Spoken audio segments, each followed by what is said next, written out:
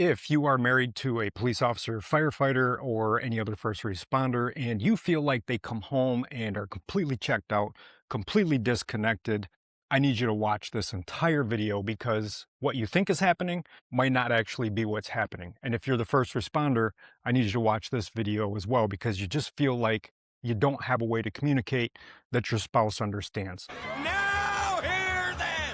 What's up, everybody? Welcome to the channel. My name is Aaron Smith, retired police officer, first responder wellness coach. We work with burned out first responders who are stuck mentally, emotionally, struggling in relationships and finding their purpose and identity, and help them reclaim their identity and what's important in their lives. Here's what we see with first responder couples all the time. The spouse thinks that their loved one is distant, cold, checked out, doesn't know how to communicate, and completely shuts them out.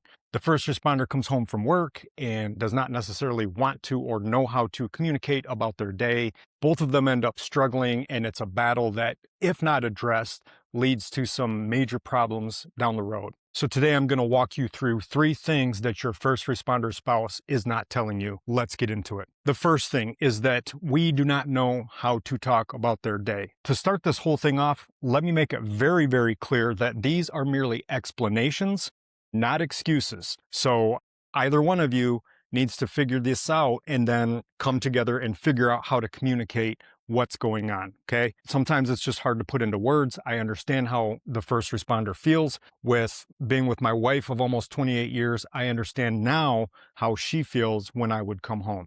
So we're gonna walk through these 3 things that your spouse isn't telling you, starting with number 1. Number 1 is that we do not know how to talk about our day. Now, my wife is very supportive, always in a great mood, and she is just a servant at the house to our boys and to myself. Now, when I would come home from my shift, or I would already be home and she would come home, she's completely ready to engage. She wants to know how my day was. She comes in with a great big hug and a kiss and is super fired up to hear how my day went. And when she would ask me these things, it would immediately cause me to kind of shut down. I was rehashing the day, and I just did not know or want to talk about what went on. The problem was that I didn't know how to communicate that. She was coming from a space of, I don't care, or she did care. Don't let me get in trouble for this one. She did not want to know the details of the day, what I saw, what I went through, the politics at the department, the agency. She wanted to know how I was doing, me as her husband and the father of her children. She just wanted to see, how was your day? How are you? I always took it as I would put up a wall. I didn't want to talk about it because really we don't have a way to sit across from the kitchen table and explain, this is what I saw. This is what I did.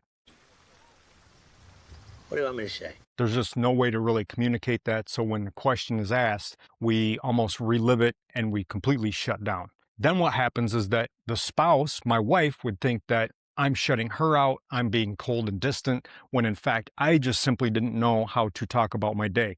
If, and this is what I suggest, if we both understood that, then we can learn how to communicate and understand that she just wants to know how you are. You just want to shut down and give that few minutes to sort of decompress. Which leads me to number 2. Your first responder does not want to engage the minute they walk in. What do you want me to say? What do I want you to say, huh? First responders, you have to understand and find a system or a way to begin that transition process when you walk in the door. You got to think about a first responder coming off of an 8-hour, 10-hour, 12-hour shift. They have had to make several critical decisions. Some of them may be life or death.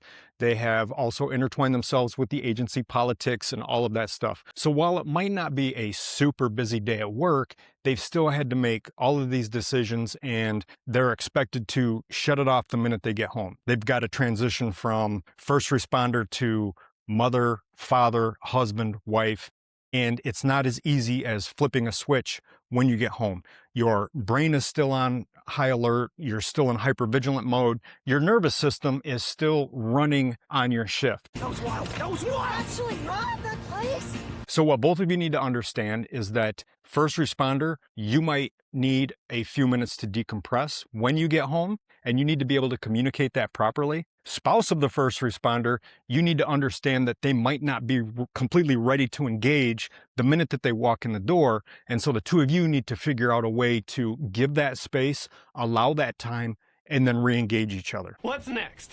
Which leads me to number 3. The thing that they're not telling you or might not be able to convey is that by the time they get home, their mental capacity is drained. And this just isn't literal, this is physical as well. The brain takes up a massive amount of energy, and when you're in decision-making mode, run and gun mode all day long, when you come home, your brain capacity is wiped out. If you notice that your first responder, once they're home, they have trouble making very simple, small decisions, i.e. the decision of, what do you want to eat for dinner tonight? I don't care, you pick it. Doesn't matter to me. And then when your spouse picks the place, the first responder gets upset. We run into this all the time. My wife and I, if we're sitting in the the living room and the television's on, she throws the remote at me, tells me to pick something to watch. I don't want to have to make a decision.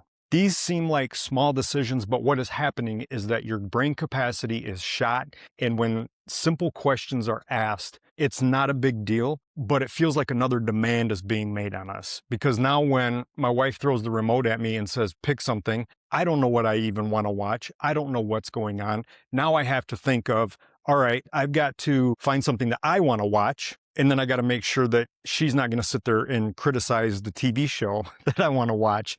And so my mental capacity is completely shot. So the both of you need to understand that simple decisions might be extremely hard to make because your brain capacity is completely wiped out. Your mental capacity is shot. The demands of the day have caught up to you and you don't want to make any more decisions. So the both of you need to understand that as well. Communicate that to one another, and then you can move forward instead of putting up a wall and getting aggravated with each other. And now I totally get it. So to bring this home or wrap up a little bit, if you are the spouse of a first responder, you need somebody that's going to show up for you, that's going to communicate and be engaged. You deserve that, and your feelings are valid. If you are the first responder coming home, your feelings are valid as well. You're emotionally spent, and we understand that. You need to be able to communicate and let your spouse know in a way that isn't super confrontational.